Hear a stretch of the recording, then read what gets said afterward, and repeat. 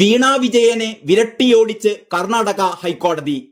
SFIO ചോദിച്ച രേഖകളെല്ലാം കൊടുക്കണം.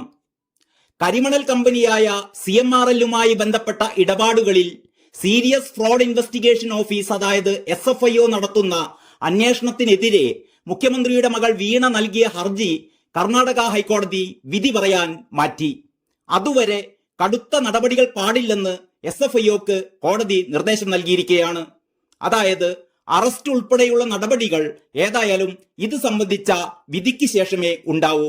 തൽക്കാലത്തേക്ക് വീണ രക്ഷപ്പെട്ടു എന്നർത്ഥം, അതായത് വിധി വരുന്നതുവരെ. അതോടൊപ്പം തന്നെ വീണക്കൊരു കിഴുക്കും കിട്ടി. SFIO ആവശ്യപ്പെട്ട രേഖകളെല്ലാം നൽകണമെന്ന് എക്സാലോജിക്കിനോട് കോടതി നിർദ്ദേശിച്ചു. ജസ്റ്റിസ് M നാഗപ്രസന്നയുടെ ബെഞ്ചാണ് ഹർജി പരിഗണിച്ചത്. അറസ്റ്റിന് ഉദ്ദേശമുണ്ടോ എന്ന ചോദ്യത്തിന് തൽക്കാലം നോട്ടീസ് മാത്രമേ നൽകൂ എന്നാണ് SFIO കോടതിയിൽ മറുപടി പറഞ്ഞത്. എക്സാലോജിക്കിന് 1.72 കോടി നൽകിയതായി കണ്ടെത്തിയിട്ടുണ്ട് എന്നും അതിന് എക്സാലോജിക്ക് സേവനമൊന്നും നൽകിയിട്ടില്ല എന്നും SFIO കോടതിയിൽ പറയുകയുണ്ടായി. രാഷ്ട്രീയക്കാർക്ക് CMRL 135 കോടി നൽകിയതായി കണ്ടെത്തിയിട്ടുണ്ടെന്നും അവർ അറിയിച്ചു. SFIO അന്വേഷണം നിലനിൽക്കില്ല എന്നാണ് എക്സാലോജിക് കോടതിയിൽ വാദിച്ചത്. രജിസ്ട്രാർ ഓഫ് കമ്പനീസ് അന്വേഷണം തുടരുന്നുണ്ട്.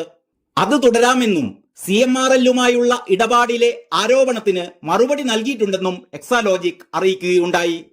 അതോടെ രജിസ്ട്രാർ ഓഫ് കമ്പനീസിന്റെ അന്വേഷണം എന്താ എന്ന് കോടതി ചോദിച്ചപ്പോൾ അന്വേഷണ പുരോഗതി അറിയില്ലെന്ന് എക്സാലോജിക്കിന് വേണ്ടി ഹാജരായ അഭിഭാഷകൻ അറിയിച്ചു.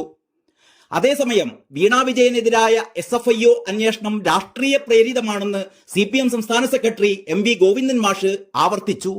മുഖ്യമന്ത്രിയിലേക്ക് ആരോപണം എത്തിക്കാനാണ് BJPയുടെ രാഷ്ട്രീയ നീക്കമെന്നാണ് ഗോവിന്ദൻ മാഷ് പറയുന്നത്.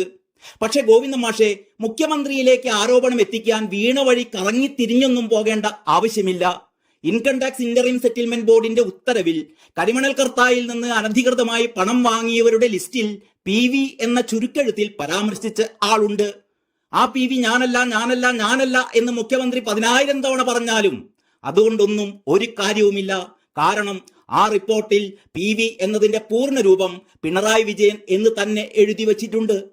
മന്ത്രിസഭയിലെ ഒരു ഉന്നത വ്യക്തിയുമായി ബന്ധമുള്ളത് കൊണ്ടാണ് വീണ വിജയനും വീണ വിജയന്റെ കമ്പനിയായ എക്സാലോജിക്കിനും പണിയൊന്നും എടുക്കാതെ മാസപ്പടിയായി 1.72 കോടി രൂപ കൊടുത്തത് എന്നാണല്ലോ ഇന്ററിം സെറ്റിൽമെന്റ് ബോർഡിന്റെ റിപ്പോർട്ടിലുള്ളത്.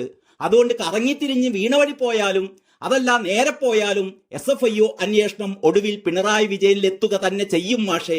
പിന്നെ ഗോവിന്ദൻ മാഷ് പറയുന്നത് SFIO അന്വേഷണം ആവശ്യപ്പെട്ട ഷോൺ ജോർജിന്റെ നടപടി കൃത്യമായ രാഷ്ട്രീയ അജണ്ടയുടെ ഭാഗമാണ് എന്നാണ്.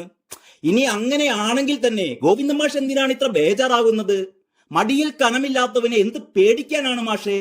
മാത്രവുമല്ല, മുഖ്യമന്ത്രി നിയമസഭയിൽ ഉയർത്തിക്കാണിച്ച പരിശുദ്ധമായ കൈകൾ ഗോവിന്ദൻ മാഷും അത് കണ്ടതല്ലേ? അപ്പോൾ അന്വേഷണം നടക്കട്ടെ എന്നേ.